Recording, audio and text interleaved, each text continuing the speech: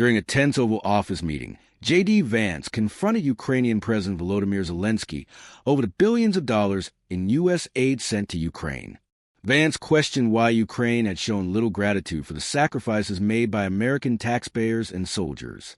His pointed remarks highlighted growing concerns among Americans about the continuous financial and military support provided to Ukraine without acknowledgement or accountability. The confrontation was direct, with Vance insisting that the U.S. should prioritize its own citizens before funding foreign conflicts. However, rather than focusing on the substance of Vance's arguments, the media swiftly turned him into the main story. Leading the charge was journalist Rachel Monroe, who dismissed Vance as a barking dog who had overstepped his place. Instead of discussing the larger issue of U.S. foreign aid policy, news outlets painted Vance as aggressive and unprofessional. Social media erupted with memes mocking him, and late-night talk shows ridiculed his passionate defense of America's interests. This media narrative effectively sidelined a crucial debate on Ukraine's responsibility and gratitude, shifting public attention from an important geopolitical discussion to a personal attack on Vance's character and political stance. Following J.D. Vance's heated confrontation with Ukrainian President Volodymyr Zelensky over U.S. aid, the media wasted no time in redirecting the narrative. Instead of discussing the validity of Vance's concerns about American taxpayer dollars funding Ukraine's war efforts, the press zeroed in on him personally. Leading this charge was Rachel Monroe, a well-known reporter with a history of sharp criticism toward conservative figures. During a primetime news segment, Monroe smirked at the camera, shaking her head before delivering a scathing remark. While President Trump handled things like a leader, his barking dog, Vice President JD Vance, couldn't stop growling. The man doesn't even know his place. The insult was immediate and brutal. It wasn't just a criticism of Vance's behavior. It was a direct attempt to diminish him, likening him to a pet that should know when to stay silent. Within minutes, Monroe's words spread like wildfire across social media. The phrase barking dog trended on Twitter as memes flooded the internet. Some mocked Vance, portraying him as an overzealous, yapping canine. Late-night comedians quickly latched onto the insult, using it as material to ridicule his intensity and passion during the Oval Office confrontation. The media's focus had completely shifted. Instead of debating whether Ukraine had shown gratitude for the massive U.S. aid packages, the national conversation became about J.D. Vance's temperament. Vance's critics saw this as an opportunity to discredit him. Political opponents and media pundits repeated the phrase endlessly, using it to suggest that Vance was out of control, unprofessional, and unfit for leadership. The goal was clear.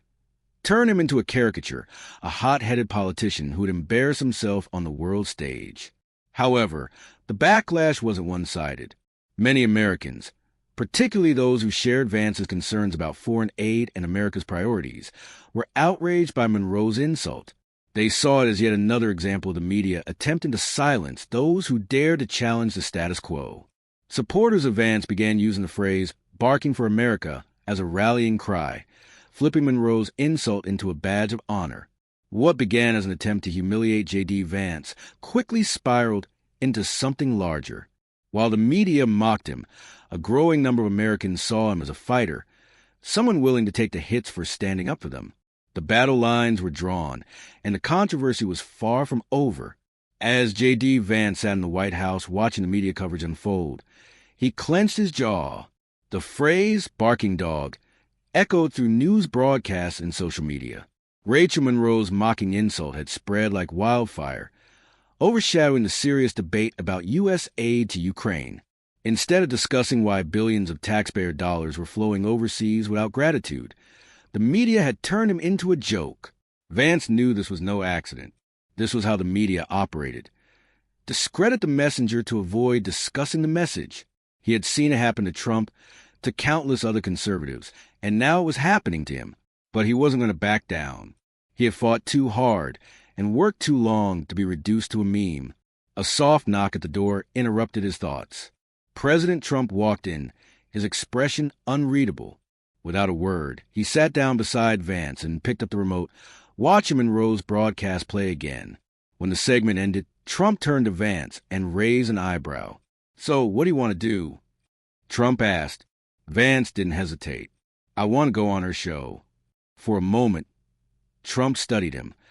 Then a smirk played at the corners of his lips. Good. Within minutes, the call was made. Rachel Monroe's producers, eager for a rating spectacle, wasted no time in booking Vance for a live interview. They expected him to stumble, to lash out emotionally, to prove their narrative right. They had no idea he was preparing for battle. As Vance straightened his tie and prepared for confrontation, Trump clapped a hand on his shoulder. You know what they're going to try, right? Vance nodded. They'll try to make me look angry. They'll twist my words. But I won't let them. Trump grinned. Then go give him hell. With the weight of the media machine pressing down on him, Vance stepped out, ready to face Monroe. He wasn't going in defensively. He wasn't there to apologize or explain himself. He was going to turn the tables. America was watching, and he was about to show them that the real issue wasn't his words. It was a media desperate to silence anyone who dared to put America first. And when the cameras rolled, Rachel Monroe would realize she had made a grave mistake.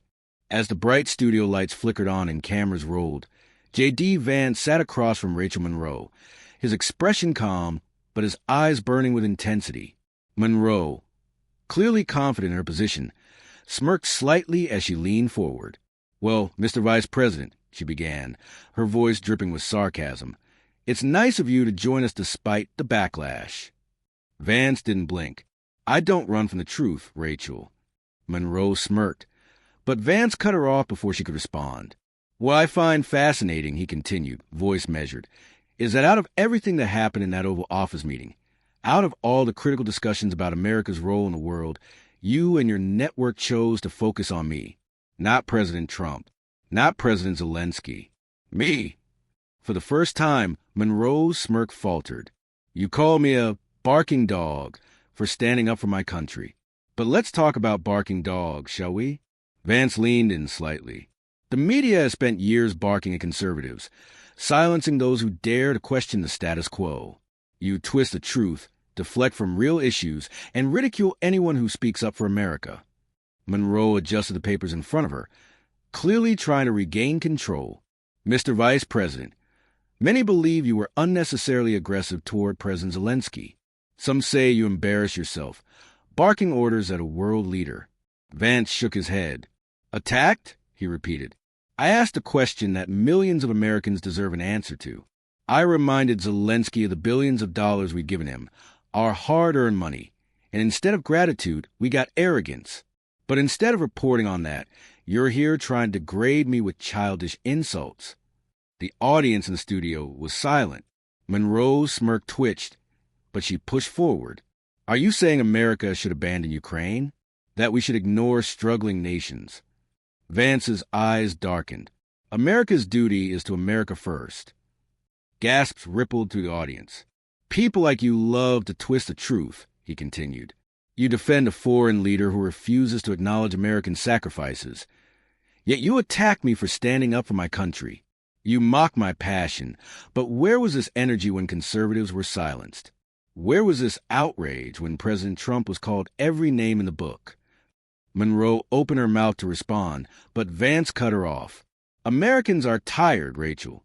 Tired of being disrespected, ignored, and told to sit down while their country is used as an ATM for the world. You can insult me, but you won't silence me. Monroe had no words, and America was watching. JD Vance sat unwavering under the bright studio lights, his gaze locked onto Rachel Monroe, the veteran reporter, known for her sharp criticisms and relentless questioning, was visibly unsettled. She had expected him to crumble under pressure, to backtrack or apologize, but instead, he was turning the interview against her. You call me a barking dog for defending my country, Vance said, his voice steady but firm. But let's talk about barking dogs, Rachel. The media has been barking at conservatives for years, mocking, censoring, silencing anyone who dares to challenge a narrative. Monroe opened her mouth to interject, but Vance continued, his words cutting through the studio's tense silence. When left-wing politicians criticize America, their praise is brave. When they call for open borders, endless foreign aid, and higher taxes, they're celebrated as visionaries. But when conservatives stand up and say, no, we should put Americans first, Suddenly, we're extremists. The audience shifted in their seats. Even some of Monroe's own producers behind the cameras exchanged nervous glances. Where was this outrage when President Trump was called every name in the book? Vance asked, where was the media's concern when conservatives were deplatformed, ridiculed, and silenced simply for standing by their values? Monroe leaned back slightly, her confidence shaken. The media isn't silencing anyone, Mr. Vice President. Conservatives have a voice. Vance let out a small chuckle. Oh, really? Tell that to thousands of Americans who have lost their jobs, been banned from social media, or been shamed into silence just for speaking their minds. Tell that to the working-class Americans who are called ignorant, racist, or worse, simply for wanting their leaders to put them first. Monroe adjusted her notes, searching for a way to regain control. You claim to stand for forgotten Americans. But what does that even mean? Vance leaned forward, his voice filled with emotion. It means the single mother who can't afford groceries while billions go overseas. The veteran sleeping under a bridge while politicians send money to foreign wars. The factory worker who lost his job because the government prioritizes globalization over its own people. The studio was silent. Monroe had no response. You can insult me, Rachel, Vance said, looking directly into the camera, but you won't silence me. And you won't silence the Americans who feel abandoned. They deserve a voice, and I will never stop fighting for them. A single clap echoed in the studio. Then another, and another. The tide was turning. As soon as JD Vance's interview ended, the internet exploded. Clips of his confrontation with Rachel Monroe spread like wildfire, dominating social media platforms and cable news networks. Supporters praised his unwavering stance, while even some skeptics admitted that he had exposed the media's bias. The hashtag Barking for America began trending as people reclaimed Monroe's insult and turned it into a rallying cry. Memes flooded the internet, but this time they weren't mocking Vance. They were celebrating him. Ordinary Americans, veterans, single mothers, and factory workers all posted messages saying they finally felt heard. The interview had touched a nerve, and the movement it sparked was just beginning. Trump's endorsement. Amid the media frenzy, President Donald Trump weighed in. A single post on Truth Social sent shockwaves through the political world. JD Vance, amazing. The media can't handle a real leader. America is behind you 100%. Trump's endorsement cemented Vance's status as a rising political powerhouse. Conservative commentators called him the voice of working-class America. Polls showed his approval rating skyrocketing. The establishment media had tried to break him, but instead, they had strengthened him. Rachel Monroe's crisis. While Vance thrived, Rachel Monroe found herself in a professional freefall. The backlash was immediate and intense. Her inbox was flooded with angry messages from viewers accusing her of media bias. Some longtime fans of her show announced they would never watch again. Even within her network, executives were panicking over fallout. But the most painful blow came from an unexpected source, her own mother. A simple text message shook Monroe to her core. Rachel, I watched that interview. For the first time, I'm ashamed of you. Monroe stared at the message, her hands trembling. She had spent years crafting her image as a fearless journalist. But for the first time, she felt a pang of doubt. Had she gone too far? Had she become exactly what Vance had accused her of, a mouthpiece for a biased media? Days later, JD Vance stood before a massive crowd, delivering a speech that would go down in history. People from all walks of life, veterans, blue-collar workers, struggling families, had gathered to support him.